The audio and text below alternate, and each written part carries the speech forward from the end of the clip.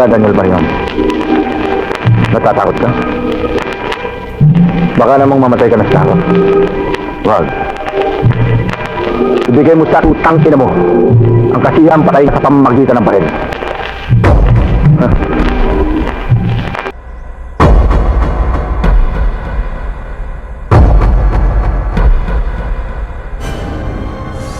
Oo.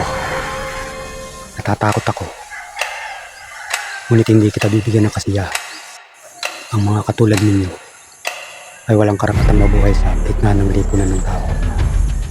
Kaya putang ina mo, umpisahan mo na't magtapos na tayo.